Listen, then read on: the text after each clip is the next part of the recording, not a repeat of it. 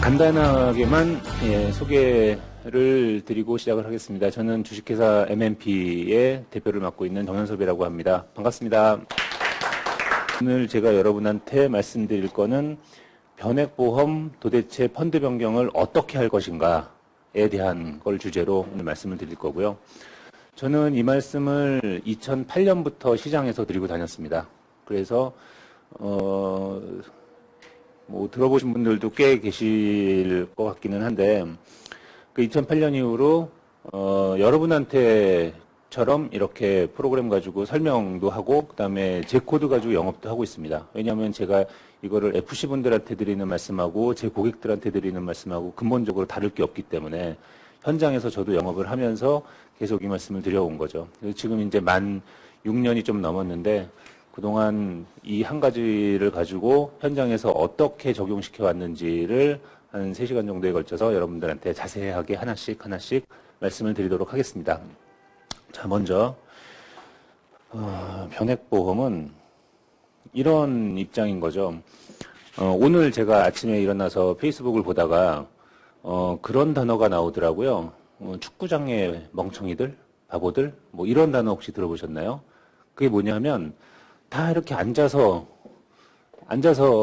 저 축구를 보면 다 앉아서 볼 수 있는데 한 명만 일어나면 다 일어나야 되잖아요. 보는 건 똑같은데, 그렇죠? 아이고, 영업하는 게 우리가 언젠들 쉽지는 않았었겠지만 우리가 돌아보면 예전은 지금 같지는 않았었던 것 같아요. 그렇죠? 예전은 지금 우리가 서서 보는 거 정도가 아니라 이렇게 까치바라고 보고 있는 정도로 영업 환경이 쉽지 않죠. 자, 그런데 왜 그렇게 됐을까? 그 근본적인 이유는 뭘까를 저는, 그쵸, 울리죠. 그 근본적인 이유를, 생각해보면, 우리가 고객들한테 제시했던 대로 되지 않았기 때문이 아니었을까. 고객들한테 이렇게 하면 이렇게 잘 불어납니다. 이렇게 잘 관리되면 훌륭하고, 회사들이 관리도 잘해줄 거니까 뭐 좋을 겁니다라고 얘기한 대로 잘 울리시죠? 네.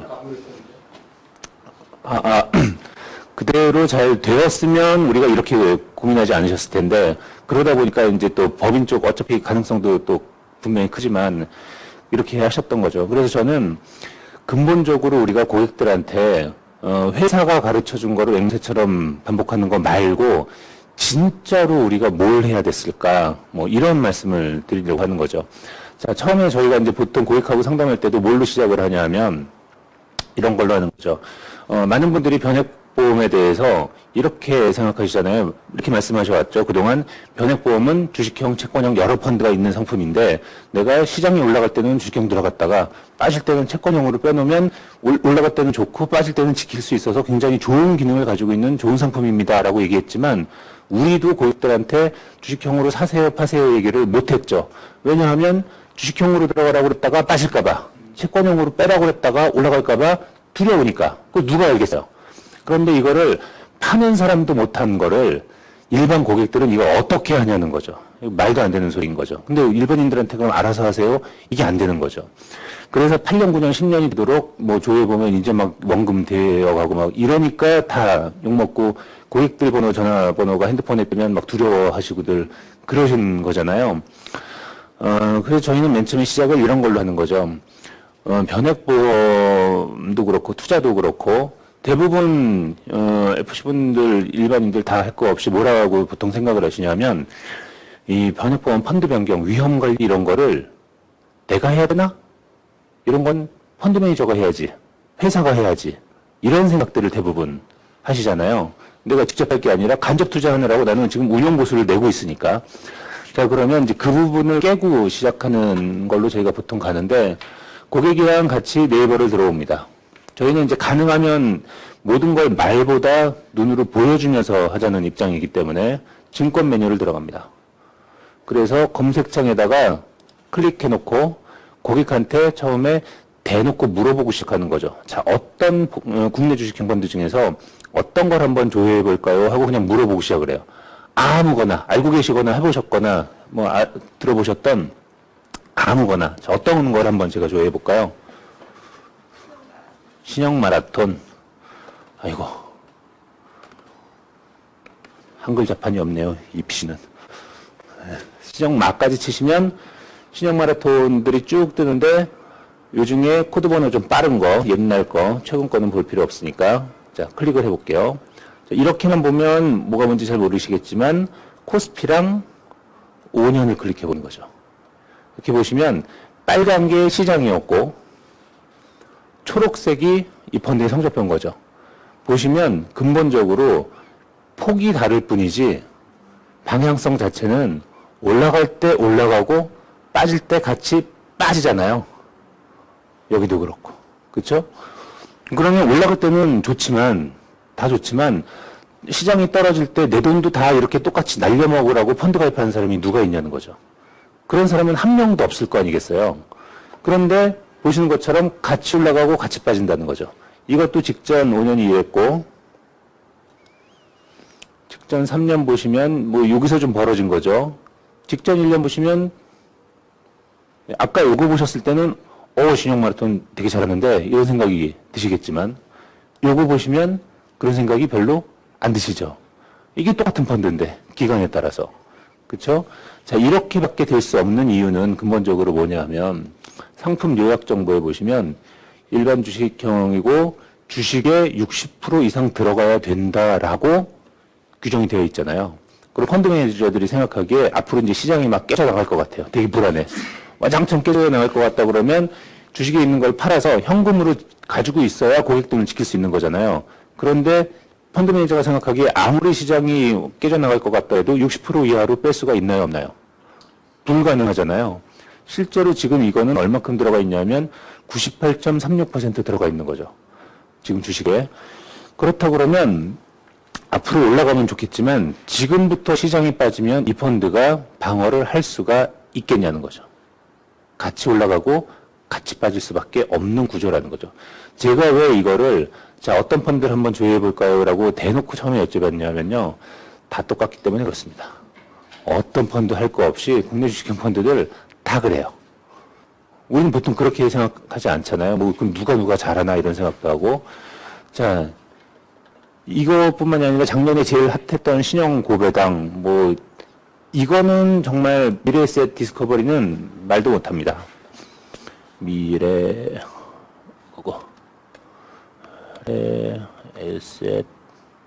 이거고 에셋 D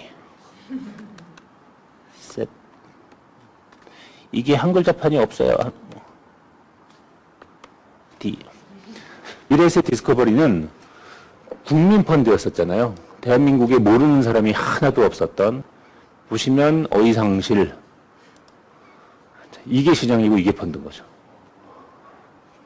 전에 우리가 디스커버리가 560% 수익 났다는 이 기사들이 쫙 도배되고 막 그랬었잖아요. 9시 뉴스에 나오고. 자, 그 기사를 보고 5년 전에 시작한 사람은 이러고 있는 거예요. 이게 지금 일반 펀드만 이러냐는 거죠. 일반 펀드뿐만이 아니라 생명보험협회에 들어가셔서 공시실 들어가셔서 변액보험 들어가셔서 그 각 해당 회사의 펀드 조회 보시면 다 그렇습니다. 제가 몇 개 찍어온 게 이런 건데 PCA 주식형 펀드 올라가고 빠지고 배당주는 좀 나중에 시작해서 좀 이랬다가 최근에 빠졌죠. 제일 많이 파시는 매트 것도 뭐 이렇고 가치도 이러고 같이 올라가고 같이 빠지고 그러고 있습니다. 그럼 도대체 이때는 좋지만 이때 어떻게 할 것인가가 나와 있지 않으면 선명하게 뭉뚱그려서 말고 이러면 우리가 고객들의 신뢰를 사실은 얻기가 어려운 거죠. 자, 한 가지를 더 보겠습니다. 지금 여기가 지난 서프라임 때, 리먼 사태 때였죠. 이렇게 무섭게 올라가다가 펀드 광풍 불다가 자, 2007년 11월, 12월, 2008년 1월, 2, 3, 4, 5, 6월부터 또 이렇게 나갔죠. 자, 이렇게 올라갔다 떨어지는 과정 중에서 지난 서프라임 위기는 언제 시작했을까요? 1번 2007년 11월, 2번 2008년 6월. 여러분 보시기에 1번 같으세요? 2번 같으세요? 2번? 1번? 예, 저는 모든 질문을 1번 아니면 2번으로 여쭤봅니다. 4번까지 안 갑니다. 자, 여기든부터 이제 쫙쫙 떨어져 간 것 같은 모양이 나오잖아요. 자, 그런데 여기 2007년 6월 여러분 보시기에 여기는 금융위기스럽나요? 안스럽나요? 하나도 안스러우시잖아요. 지금 1700대 중반까지밖에 안 갔고 2000을 뚫고 나서부터 깨지기 시작했으니까. 자, 그러면 저 2007년 6월 저기를 한번 가보자는 거죠. 금융업에서 코스피 들어가서 투자자별 매매 동향이라는 메뉴를 클릭을 합니다. 그러면 시간별, 일자별, 억원 단위로 개인과 외국인과 기관이 얼마씩 사고 팔았는지가 쫙 나오는데 2007년 6월을 한번 가보려면 뒤에서 오는 게 빠르기 때문에 뒤에서부터 가봅니다. 이전 2007년 6월이 나올 때까지. 자, 지금 2월이죠. 자, 여기 정도부터 한번 볼게요. 3월, 4월. 이렇게 보시면 외국인들이 어땠는지를 한번 봐주셨으면 하는 거죠. 자, 샀다 팔았다들을 하죠. 어떤 날은 사고, 어떤 날은 팔고, 그러다가 5월이 끝났죠. 이제 6월이 시작되면서부터 어떤지를 보시면, 이때부터 하루에 3천억, 4천억씩 팔아제끼기 시작합니다. 더 팔고, 이러다가 이제 190번. 이제는 4천억, 5천억, 8천억을 팔죠. 거의 하루도 안 쉬고. 자, 이때는 하루에 1조도 팝니다. 자, 뭐가 문제냐? 이날 기관이 1조 7천억을 받았죠. 그러면 이 기관 안에 누가 있냐 하면 금융투자, 보험, 투신. 우리 고객들의 돈이 저기가 있는 거죠. 그럼 저들은 왜 저러냐는 거죠. 밥 먹고 이것만 보고 있는 사람들이 기관이잖아요. 그렇죠? 이걸로 인해서 돈을 벌고 운영보수를 받고 하는 사람들인데 외국인들이 지금 아직도 언제냐면 2007년 8월이잖아요. 그게 어디냐면 이게 2007년 6월이었으니까 7월 8일 여기인 거예요. 아직 2000도 뚫기 전인데 이때부터 외인들은 쫙 엄청 갖다 하루에 몇천억씩 1조 넘게도 팔아제끼는 동안 기관들이 사고 있죠. 자, 시장에는 크게 보면 기관과 외국인과 개인이 있죠. 그러면 이 셋이 어떤 메커니즘에 의해서 굴러가는지를 기본적으로 이해하셔야 우리가 다음번에 또 당하지 않고 현명하게 대응을 할 수 있는 건데, 자, 이들은 왜 이러냐는 거죠. 첫 번째, 외국인부터 간단히 말씀을 드리자면, 사실 외국인들은 코스피를 여기서부터 매집을 쫙 해왔었습니다. 여기서부터 쫙 사왔는데, 여기서부터 팔려고 내놓으면 제값 받고 팔 수 있을까요? 없을까요? 안 되겠죠. 그래서 여기서부터 20개월 동안 60조를 팔고 나갑니다. 자, 팔았으면 누군가 받아줘야 매매가 되는 거잖아요. 그 물량을 기관과 개인들이 쫙 받은 거죠. 자, 그러면 외국인들은 이익 실현하기 위해서 그랬다고 치면, 기관은 왜 저랬고, 개인은 왜 저랬냐는 거죠. 자, 기관은 개인을 이해하시면, 뭐, 자동으로 이해되시는 거라. 자, 한번, 개인은 왜 저랬는지를 한번 같이 보시죠. 이게 방송으로도 여기까지 다 잘 보이실까요? 여기다가 해야 될까요? 이거. 잘 안 보이실 것 같아서. 자, 제가 정말 수천 번 말씀드리고 다니는 얘기 중에 하나가 이 앙드레 코스톨라니의 달걀 모델을 좀 모디파이 한 건데, 예를 들어서 이게 이제 우리나라 주식 시장 한 턴을 도는 거를 기준으로 해서 한번 보신다 그러면, 자, 시장이 바닥을 뚫고 올라가기 시작합니다. 이때 일반인들이 시장에 들어올 수 있나요? 없나요? 어림 반푼어치도 없는 소리죠. 이 바닥과 꼭대기는 전문가들도 다 지나봐야만 아는 거고, 이때 얼마나 지금 무섭겠어요? 못 들어오죠. 그럼 이제 더 올라갑니다. 그러면 그 주변 사람들이 나 어떤 펀드 해서 얼마 벌었네 떠들기 시작하죠. 그래도 무섭죠. 못 들어가죠. 그럼 이게 더 올라가면 아까 말씀드린 대로 이제는 9시 뉴스에 나오죠. 무슨 펀드 몇 프로 됐습니다. 막 떠들죠. 그러면 일반인들은 살까 말까 해야 되나 말아야 되나 하지만 두렵기 때문에 못하죠. 더 올라가요. 그러면 이제 내가 은행에 적금 들러갔는데 은행 여직원이 이 펀드 수익률표를 이거를 이렇게 들이밀면서 그런 얘기를 하잖아요. 아니, 적금 같은 걸 하세요. 펀드가 이렇게 좋은데. 그럼 대부분 어떻게 하냐 면 참다 발 한번 살짝 담가보는 거죠. 이 정도에다가 적립식 펀드 조그만 거 한번. 왜냐면 무서우니까, 처음이니까. 해보죠. 그런데 아직도 올라가고 있잖아요. 그러면 내 펀드 수익률표 몇 프로 수익이 났다. 이거 눈으로 딱 보고 다들 어떻게 하시냐면, 아이고, 내가 그동안 바보처럼 왜 이걸 이지훈 걸 안 했던가. 그 이자 몇 푼이나 한다고. 그러면서 어떻게 하시냐면, 이 정도에다가 예금 적금 깨서 돈 왕창 밀어 넣으시는 거죠. 제가 여기까지 얘기했을 때 정말 많은 분들이 2006년도요, 7년도에 내가 저랬다. 라는 얘기들 다 하셨었던 거였죠. 자, 아직도 올라가지만 계속 이렇게 가면 좋지만 이런 건 세상에 없으니까 항상 가다가 꺾일 때가 문제잖아요. 꺾일 때가. 자, 여러분 한번 탄탄히 잘 생각해 보시면 여러분께서 주식도 변액도 펀드도 안 가지고 계세요. 현금 가지고 계세요. 자, 현금 가지고 계시는데 시장이 오르든 떨어지든 어떻든지 간에 전문가 중에 반은 오른다 그러고 반은 떨어진다 그러잖아요. 항상. 그러면 현금 가지고 계실 때는 누가 똑똑해 보였을까요? 오른다는 사람, 떨어진다는 사람. 누가 똑똑해 보이죠? 현금 가지고 계실 때? 네? 오른다는 사람이 똑똑해 보였으면 벌써 사셨겠죠. 아직 무서우신 거잖아요. 선대인이 집값 폭락한다 그러면 지금 못 사고들 현금을 가지고 계시는 거잖아요. 그렇죠? 떨어진다는 사람이 똑똑해 보이니까 못 사고 있는데 내가 예금 적금을 깨서 내 목돈을 왕창 여기다가 밀어 넣었어요. 그 다음부터 누가 똑똑해 보이죠? 예, 떨어진다는 사람은 암살하고 싶잖아요. 내 돈이 지금 들어가 있는데 폭락한데, 그렇죠? 이게 주식만 그런 거냐 하면 부동산도 마찬가지죠. 내가 대출을 끼고 이빨에 끼고 샀는데 9시 뉴스에 선대인 나와가지고 부동산 시장 폭락 조짐이 보이고 어쩌고저쩌고 막 그런 얘기가 나와요. 그러면 다 어떡하죠?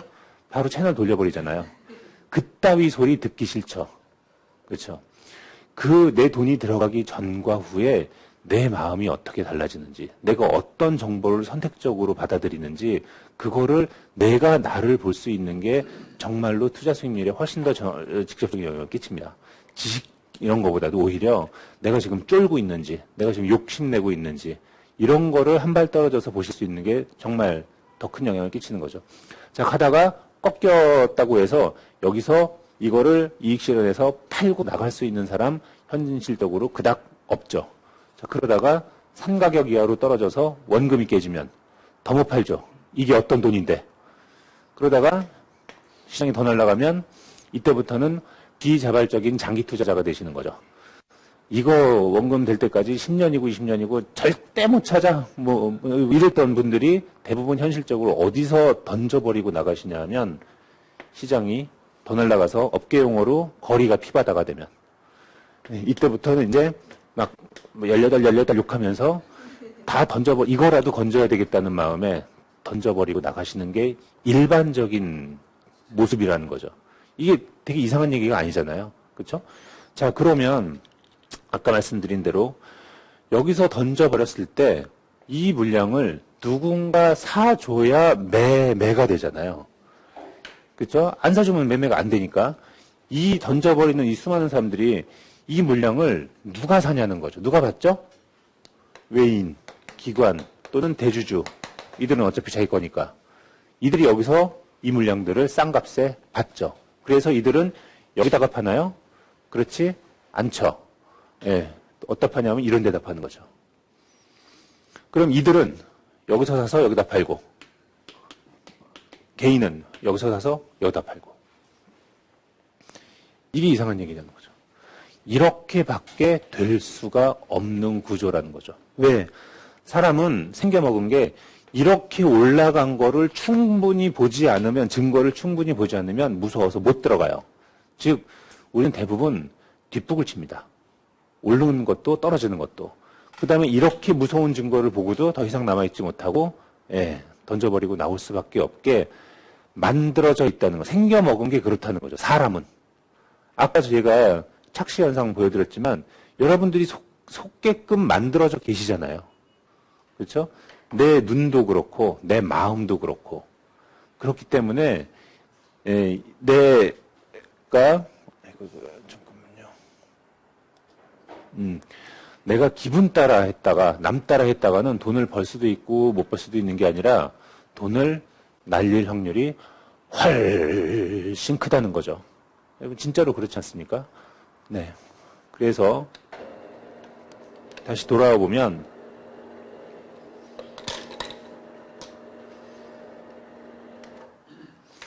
외인들은 여기서부터 코스피 매집해왔던 거를 이익 실현하려고 이랬고, 개인들은 저짓거리 하느라고 이랬고, 기관은 자 여기서 개인들이 현금 싸들고 왔는데 규정이 몇 프로 이상 주식 가지고 있어야 되는데 외인들은 팔잖아요. 자연스럽게 이 돈으로 저거를 사는 거죠. 뭐 그냥 다 이해되실 만한 어려운 얘기가 하나도 아니잖아요. 그러면 앞으로는 또 어떻겠냐는 거죠. 앞으로도 또 똑같이 반복될 수밖에 없지 않겠냐는 거죠. 그렇죠? ING 되게 이름만 대면 다시들 아실 만한 되게 유명한 로얄라이언 한 분이 저한테 그런 얘기를 하시더라고요. IMF 때 주식으로 1억을 날리셨대요. 이때는 2억을 날리셨다고 하더라고요. IMF 때 1억은 집 한 채를 사고도 남을 돈이었었잖아요. 굉장히 큰 돈이었는데 그 돈을 날리고 나서 무슨 생각을 하셨겠냐는 거죠. 내가 또다시 주식을 하면 뭐 개다부터 시작해서 그쪽을 향해서는 오줌도 않는다 이렇게 굳게 마음을 먹으셨던 분이 왜 여기서 그 2배를 날리셨겠냐는 거죠. 왜? 왜냐하면 저희 표준IP가 이렇게 시작을 하는데요. 투자를 해보신 적이 있으십니까? 없으십니까? 있든 없든. 자, 그러면 투자를 통해서 돈을 버는 사람이 많을까요? 잃는 사람이 많을까요? 잃는 사람이 절대적으로 많죠. 처음에 잠깐 벌었다가도 그것까지 다 날리고 끝나는 사람들이 훨씬 많고, 그러면 그 날리는 돈은 날려도 되는 돈이었겠냐는 거죠. 그런 돈이 세상에 어디 있습니까? 정말 피같이 내가 하고 싶은 건 못하면서 아껴온 돈이죠. 그럼 그 피 같은 내 돈을 날리면서 대충 의사결정한 사람이 있겠냐는 거예요. 그런 사람이 어디 있어요? 아까 보신 것처럼 참고 또 알아보고 막 이러고 의사결정한 결과 버는 경우보다 잃는 경우가 더 많다 그러면 이게 도대체 왜 이렇게 됐고, 그래서 우리가 앞으로 뭘 하고 뭘 하지 말아야 되고가 나와야 다음번에 또 다시 당하지 않을 수 있는데, 우리는 그것이 안 되면 계속 열심히 벌어서 누군가한테 바치는 꼴밖에 안 된다는 거죠. 제가 종종 말씀드리는 예 중에 하나가 그런 건데, 여기가 사파리예요. 사자가 있고 덩치 때문에 사자가 얻지 못하는 하마나 코뿔소가 있고 임팔라가 있죠. 우리는 뭘까요? 저는 풀이라고 생각한다는 거죠. 임팔라는 사자가 쫓아오면 도망갈 튼튼한 다리라도 있는데 대부분의 사람들은 이렇게 열심히 광합성하고 계시다가 이렇게 뜯어먹히시는 거가 아닐까. 그럼 도대체 우리가 이 구조에서 대부분 외인과 기관들은 버는 확률이 많지 잃는 확률이 많은 게 아니잖아요. 그럼 우리가 뭘 해야 될 것인가? 라는 거죠. 그래서 저희가 근본적으로 계속 말씀드리려고 하는 거는, 저는 K커브라는 프로그램을 뭐 판매를 하고 교육을 하고 하는 일이 제 매출이고 하지만 근본적으로는 고객들과 투자에 대한 얘기를 하자는 거죠. 투자 자체에 대한 얘기. 왜냐하면 보험은 해야 되는 거지만 투자는 잘 하고 싶은 영역인 거죠. 영역이 달라요. 그래서 투자를 가지고 잘 풀어가시면 이 뒤에 따라붙는 거는 그냥 자연스럽게 붙을 수 있는 거죠. 왜냐하면 이거를 가지고 어떻게 실행을 해야 될까에 변액이라든가 이런 것들이 적합한 구조이기 때문에 그거를 어떻게 매치를 시킬 것인가에 대한 거죠. 자, 그래서 저희는 그다음에 이어지는 내용은 그런 것들입니다. 제가 최근에 좋은 교육을 하나 받고 왔는데, 교육을 하신 분이 그런 얘기를 하시더라고요. 뭐냐 하면 은행, 증권, 보험사 할 거 없이 다 똑같이 얘기하는 게, 단기로 하면 위험하니까 장기 투자, 몰빵하면 안 되니까 분산 투자, 직접 하면 위험하니까 간접 투자, 그리고 무슨 식? 적립식으로 하면 크게 위태롭지 않고 괜찮다라는 얘기들을 누구 할 거 없이 다 우리가 이런 얘기를 해왔었잖아요. 그런데 이제 강의하신 분은 이런 의문을 가졌다고 합니다. 뭐냐 하면 이렇게 장기, 간접, 분산, 적립식으로 투자를 하면 끊고 고객 눈을 똑바로 보고 진짜로 좋을까? 이러셨다는 거죠. 네? 그냥 장기, 간접, 분산, 적립식으로 투자를 하면 진짜로 좋을까? 이렇게 생각을 했다고 합니다. 이거랑 다르잖아요. 그렇죠? 진짜로 좋을까? 라고 생각을 하셔서 왜냐면 이제 좋겠거니 한 게 아니라, 어떻게 했냐 하면, 이제 그 말씀을 잠깐 전에, 영국 왕립학회의 슬로건인가 모토인가 한마디가 그거라고 하더라고요. 뭐냐 하면, 누구의 말도 고지고대로 듣지 말라. 우리가 누구의 말도 고지고대로 들었으면 여기에 안 앉아 계셨을 거 아니겠어요? 그쵸? 그러니까 제가 오늘 여러분께 드리는 말씀도 여러분 고지고대로 들으시면 안 되고, 저 사람이 얘기하는 게 진짜 근거가 있는 얘기일까? 반대의 경우는 없나? 더 좋은 건 뭐지? 이걸 계속 의심하면서 생각하셔서 바닥에 도달하셔야 이게 이제 비로소 진짜로 여러분께 되는 거죠. 자, 그래서 진짜로 좋을까 해서 어떻게 했냐 하면 85년부터 최근까지 실제 코스피 지수를 쫙 깔아놓고 요렇게 저렇게 시뮬레이션을 해봤는데 항상 이런 거 할 때 뭐가 문제냐 하면 여러분께서 보시는 것처럼 주가는 오르락 내리락 하잖아요. 그러면 어디를 찍느냐가 문제인 거죠. 이런데 찍으면 주식은 쳐다보지도 말아야 될 거고, 이런데 보면 세상에 주식 많은 게 없는 거잖아요. 우리도 고객들한테 대부분 얘기할 때, 코스트 에버리지 설명하실 때, 이거 가지고 얘기하시지, 혹시 이거 가지고 코스트 에버리지 설명하시냐는 거예요. 우리 대부분 이건 얘기 잘 안 하잖아요. 그렇죠? 그런데 지금 주가가 이러고 있어요. 우리도 몰라. 근데 우리는 항상 이 얘기만 하고 있는 거잖아요. 그래서, 자기 자신도 이렇게 자료를 내가 말하고자 하는 거에 따라서 왜곡할 위험을 피하기 위해서 어떻게 했냐 하면, 기간을 3년, 5년, 10년으로 나눈 거죠. 자, 3년을 나눴다는 것은 무슨 뜻이냐면, 85년 1월부터 36개월, 2월부터 36개월, 3월부터 4월부터 5월부터 6월부터 따다다다다다다. 이렇게 쪼개서 전체 수백 개를 다 돌려버린 거예요. 그러면 내가 자료를 왜곡할 수가 있을까요? 없을까요? 네. 자, 3년은 85년 1월부터 36개월, 2월부터 36개월, 3월부터 4월부터 이거 다 돌린 거죠. 그럼 왜곡을 하고 싶어도 할 수가 없겠죠. 그래서 5년 60개월치씩, 10년 120개월치씩을 다 돌렸더니 충격적이게도 결과가 이렇게 나온 거죠. 3년 평균, 5년 평균, 10년 평균. 평균 수익률이 뚝뚝뚝 떨어진 거죠. 아니 저기 뭐냐. 남들은 다 장기 투자만이 답이라고 하는데 장기로 하면 할수록 내가 오래 참고 기다린 만큼 평균적으로 좋아져야 되는데 어떻게 거꾸로 나오냐. 내가 계산을 잘못했나?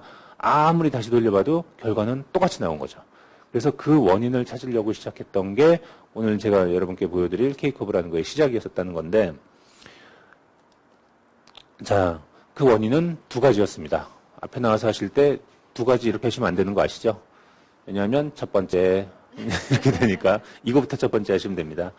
네, 첫 번째는 뭐냐 하면 우리들이 고객들한테 그동안 그렇게 많이 얘기하고 다녔던 코스트 에버리지 효과라는 게 기간이 길지 않을 때는 얼추 적용이 되는데 기간이 점점 길어져서 이게 덩치가 커져 버리다 보면 그달의 싸가산 효과가 없어져 버리는 거잖아요.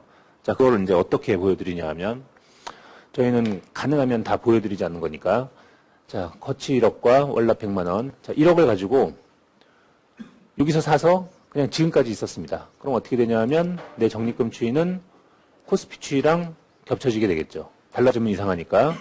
자, 제가 이거를 적립식으로 바꿔볼 테니까 여기랑 여기를 잘 보시라는 거죠. 팁을 다 알려드리는 거죠. 뭐가 달라지고 뭐가 달라지지 않는지. 이렇게 됩니다. 자, 다시 한번. 이러던 내 적립금 추이가 한 달에 100만 원씩으로 바꾸면 이렇게. 자, 무슨 얘기냐. 아까 거치를 시작했던 거는 1억으로 시작한 게 주가 쭉 올라가면서 7억까지 올라갔다가 빠질 때 4억까지 거의 반토막이 나버렸죠. 그런데 적립식으로 한 거는 반토막이 안 났죠. 자, 이거를 고객들한테 이게 왜 이렇게 됐다라고 설명을 하셔야 될까요? 뭐 코스트 에버리지 때문에 뭐 더 많은 자수를 확보해서 이렇게 얘기하시면 고객들 못 알아들으시잖아요. 그렇죠?